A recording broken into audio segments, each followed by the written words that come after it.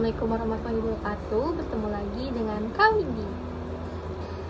Sekarang kita sudah sekian bulan belajar di rumah selama pandemi. Kita melakukan pembelajaran jarak jauh. Gimana nih teman-teman? Apakah sudah merasa bosan? Sudah merasa jenuh? Sampai bingungnya harus gimana lagi ya gitu. Nah, kakak mau berbagi nih tips ke kalian cara untuk belajar menyenangkan selama pandemi di rumah. Ngapain aja sih kak? Nah, kita simak ya.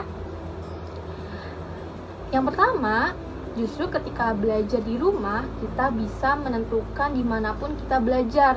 Misal nih, yang biasanya adik-adik senantiasa belajarnya di kamar aja, bisa coba di teras rumah, bisa coba di ruang tamu, atau bisa juga kalau misalkan punya kebun di rumah, bisa tuh belajar di kebunnya, seperti itu. Nah, kalau misalkan adik-adik juga merasa jenuh, bisa nantinya sambil memelihara ikan, atau bisa juga kalau yang suka tanaman, sekaligus melihat tanamannya, jadi didampingi sama tanamannya. Atau nih kalau misalkan adik-adik punya hewan peliharaan seperti kucing, nah itu bisa jadi teman untuk belajar di rumah, seperti itu. Nah, selanjutnya apa lagi sih kak? Selanjutnya, sediakan cemilan. Kenapa sih sediakan cemilan? Kita tuh walaupun belajarnya cuma di depan laptop, kita kurang bergerak. Nah, tapi otak kita terus bekerja sehingga energi kita terkuras karena terus berpikir. Nah, jadi adik-adik perlu banget nih untuk menyediakan cemilan ketika kita belajar, seperti itu. Supaya ketika belajar kita bisa juga sambil makan. Kalau di sekolah nggak bisa kan belajar sambil makan. Nah, di rumah nih dimanfaatkan untuk itu. Nah, apalagi sih kak tipsnya? Tipsnya adalah juga merapikan tempat belajar. Jadi harus mempersiapkan tempat belajar yang memang mendukung untuk kegiatan pembelajaran jarak jauh. Misalnya harus ada mejanya, ada kursi. Lalu kalau misalkan belajar pakai laptop, berarti harus ada tempat laptop di mana laptopnya itu harus sejajar dengan kita. Kita harus memposisikan diri kita dengan nyaman. Misal dengan kursi seperti ini. Nah, seperti itu. Lalu diusahakan kita belajar dengan penerangan yang cukup. Kenapa sih harus penerangan yang cukup? Soalnya supaya mata kita tidak cepat lelah. Kalau ruangannya gelap dan kita seringkali menatap layar monitor lama, otot mata kita akan mudah lelah, seperti itu. Nah, selanjutnya apalagi sih kak?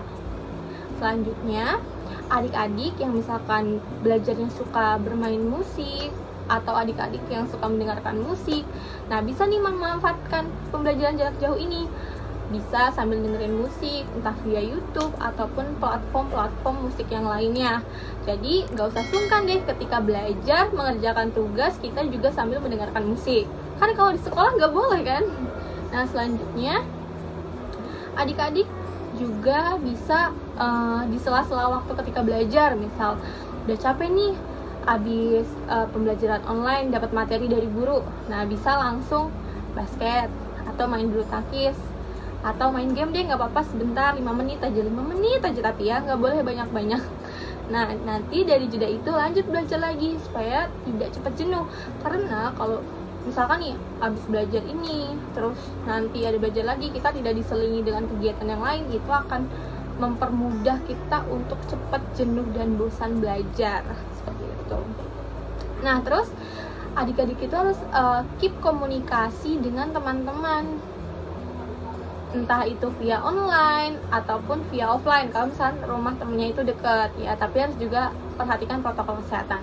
Nah, kalau misalkan ternyata teman-temannya jauh, kayak misalkan teman-teman kuliah ternyata udah pada pulang kampung nih, jauh-jauh gitu kan. Nah, bisa tuh belajar via video call. Ya, walaupun misalkan gak belajar membahas yang lain, itu juga bisa mengatasi kejenuhan ketika belajar di rumah, seperti itu. Atau mungkin ketika dosen gak paham nih mengenai materi yang dijelaskan gitu kan, ternyata ada teman kalian yang lebih paham, nah bisa tuh saling sharing, saling brainstorming gitu kan.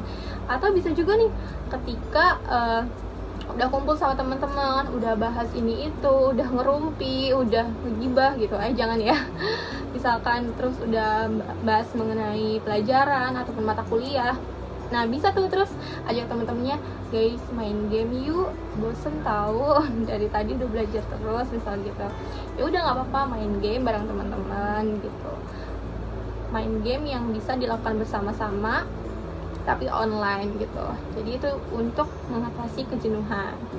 Selanjutnya bisa menata ruangan belajar adik-adik sesuai dengan kemauan adik-adik nih. Misal yang awalnya mungkin di kamarnya nggak ada meja belajar, bisa lah ya angkut meja, angkut kursi gitu untuk kita menyediakan tempat belajar di kamar kita gitu.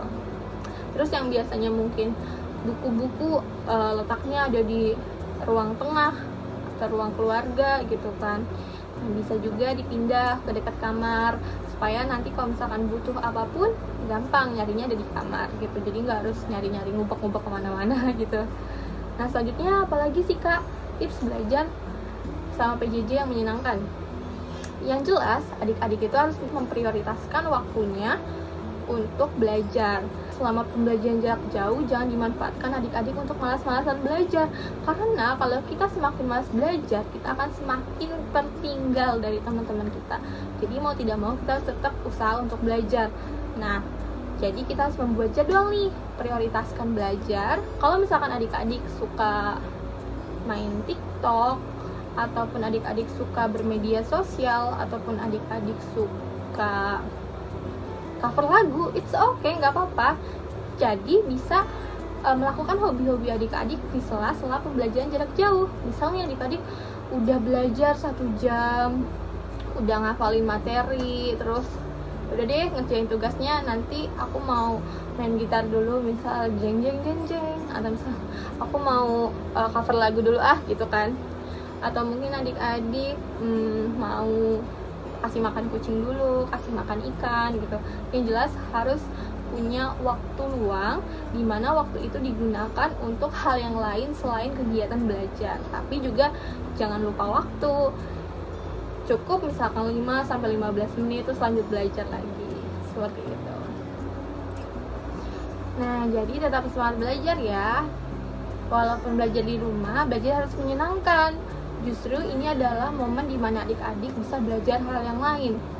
Misal nih, adik-adik anak IPA, tapi adik-adik ingin belajar tentang geografi, ingin belajar tentang akuntansi, itu banyak banget waktu yang bisa adik-adik luangkan untuk belajar hal tersebut. Misal belajar di YouTube ataupun platform-platform yang memang menyediakan pembelajaran online, seperti itu ya. Selanjutnya misal nih, kalian mahasiswa jurusan manajemen atau jurusan akuntansi gitu ya, terus karena suka kegiatan volunteering, terus bingung gimana ya caranya untuk mengajak anak-anak kegiatan belajar yang menyenangkan ketika nanti misalkan pandemi sudah usai dan kegiatan volunteering mulai dibuka lagi gitu kan. Nah teman-teman bisa nih cari referensinya, atau misalkan ikut webinar ataupun ikut kegiatan yang lain. Nah belajar hal yang lain juga termasuk hiburan dari pembelajaran jarak jauh, dan ini harus benar-benar dimanfaatkan. Kenapa? Karena kita yang bisa mengatur waktu kita sendiri. Ketika teman-teman mulai bosen untuk pembelajaran jarak jauh dan dimanfaatkan untuk main game atau hal-hal yang lain, kita bisa tetap produktif dengan cara belajar hal yang lain untuk menambah skill kita, seperti itu.